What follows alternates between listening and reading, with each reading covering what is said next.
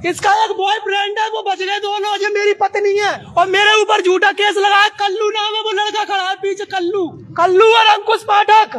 उनके साथ ये भग गई थी 6 महीने से। आज मेरे ऊपर झूठा केस लगाने आई। कई लड़कों के साथ रुकी है, कई लड़कों के साथ होटल में। भाई साहब, मैं अपने बच्चों की कसम खा रहा हूँ, तुम लोगों से में कोई मैटर नहीं है। नमस्कार, न्यूज़ 24 देख रहे हैं आप और मैं हूं आपके साथ मुस्कान शास्त्री।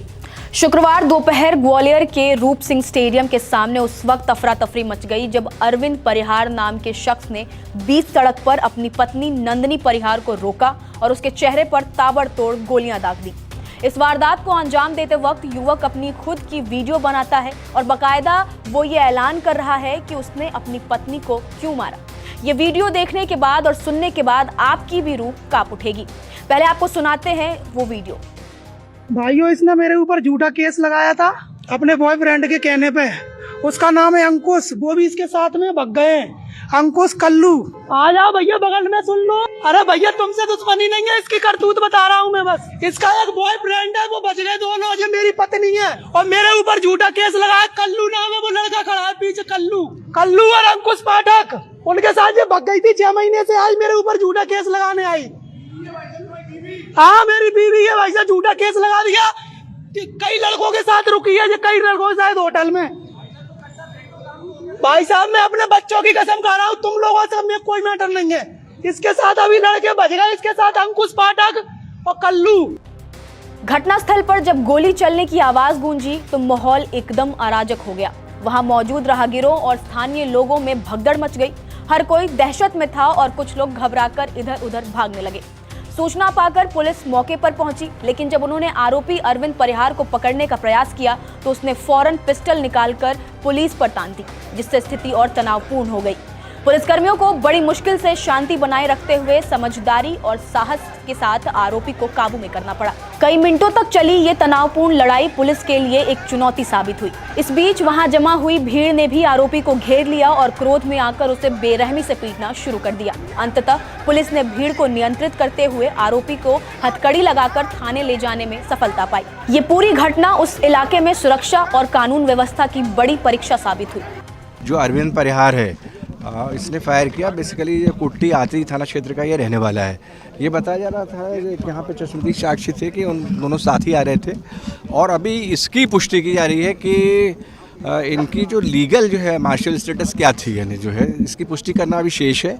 और ऐसा बताया जा रहा है कि दोनों साथ रहें, पर साथ किस हैसियत में रहें, लीगल हैसियत में, या फिर जो कई बार ऐसी रिलेशनशिप रहती हैं आपस में कि लिव इन रिलेशन टाइप, उसकी स्थिति थी। यानी तो क्या डिस्प्यूट का कारण रहा कि जो इसने इसके ऊपर सडनली यानी जो फायर किया और इसको यहाँ के पुलिस ने ओवर पावर किया, इसको पूरा क्लियर किया जाएगा। अभी जो प्राथमिक जानकारी मिली है उसको इस्टेब्लिश पूरा करना पड़ेगा। जो प्राथमिक जानकारी है कुछ मैंने आप लोगों से अभी शेयर की है और अभी पूरा डिटेल, चूँकि अभी उसको हॉस्पिटलाइज किया गया है जो युवती है उनको, और अगर इस स्थिति में रही वो बात करने की तो पूरी जानकारी उनसे भी ली जाएगी। और अभी जैसा कि आप लोगों ने देखा कि आरोपी भी इस समय बदहास स्थिति में है, तो उससे भी पूरी डिटेल चर्चा करके पूरी घटनाक्रम जो है पूरा आपको इस विषय में जानकारी दी जाएगी। हाँ, ये भी घटनाक्रम जो है पहले होना बता रहे हैं और इसको पूरा ये कब हुआ, कैसे हुआ, पूरा पहले घटित है ना, इस विषय में पूरा जो विवरण डेट वाइज जो है वो अभी कलेक्ट किया जा रहा है। प्राइमा फेसिली तो अभी उसको प्रॉपर ट्रीटमेंट मिल जाए और जो बेसिकली इस स्थिति में आ जाए, यानी कि वो बात पूरा जो एक्सप्लेन कर पाए, ये प्रयास रहेगा। और अभी जो प्राइमा फेसिली जानकारी मिली है तो यही मिली है ना कि पति पत्नी की तरह रहते थे। इसकी लीगल स्टेटस क्या है, इसकी क्लैरिटी जो है ये जो दस्तावेजों के परीक्षण के बाद हो पाएगी। पुलिस के अनुसार घायल महिला को तुरंत अस्पताल में भर्ती कराया गया है। प्रारंभिक जानकारी के मुताबिक उसे शरीर के कई हिस्सों में 4 से 5 गोलियां लगी हैं और उसकी हालत नाजुक बनी हुई है। घटना की गंभीरता को देखते हुए पुलिस जांच में जुटी हुई है। दोनों पति पत्नी के तौर पर साथ रह रहे थे, लेकिन उनका कानूनी संबंध क्या है इस बारे में अभी स्पष्ट जानकारी नहीं मिली है। इसके अलावा पहले भी आरोपी पर महिला के खिलाफ गाड़ी चलाने की कोशिश करने का आरोप सामने आ चुका है। प्रारंभिक जांच में यह भी सामने आया है और ये तथ्य सामने आया है कि गोली चलाने वाला आरोपी और घायल महिला पति पत्नी है, जिनकी शादी लव मैरिज के तहत हुई थी। दोनों के बीच लंबे समय से विवाद चल रहा था। पीड़िता ने पहले भी कई बार शिकायतें दर्ज कराई थी और स्थानीय जन सुनवाई में आरोप लगाया था कि उसका पति अरविंद परिहार, जिसने आर्य समाज में शादी की है, उसे ब्लैकमेल करने की कोशिश करता है। पीड़िता ने यह भी बताया कि अरविंद की एक और गर्लफ्रेंड और एक पत्नी भी है, जिससे उसका एक बेटा भी है। इस बात की उसने 2024 में शिकायत भी दर्ज कराई थी। इसके अलावा अरविंद परिहार पर 2023 में उसके ऊपर जानबूझकर गाड़ी चलाने की भी कोशिश करने का आरोप है।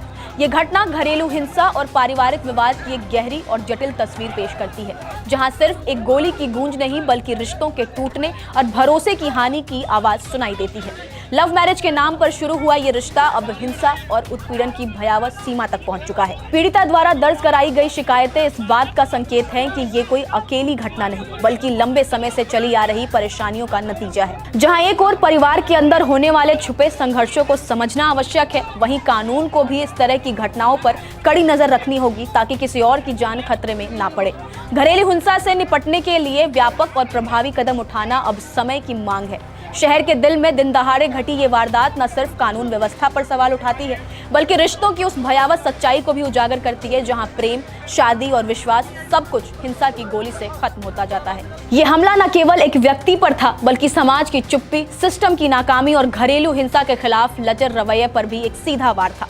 ऐसे समय में हमें न केवल संवेदनशीलता और सहयोग की जरूरत है बल्कि कड़े और प्रभावी कदम उठाकर ऐसी घटनाओं को रोकना होगा ताकि किसी और की जिंदगी इस दर्दनाक दौर से ना गुजरे। प्यार और विश्वास के टूटने की ये कहानी हमें याद दिलाती है कि हिंसा कभी भी समाधान नहीं हो सकता और समाज की जिम्मेदारी है कि वो हर स्तर पर सुरक्षा और न्याय सुनिश्चित करे।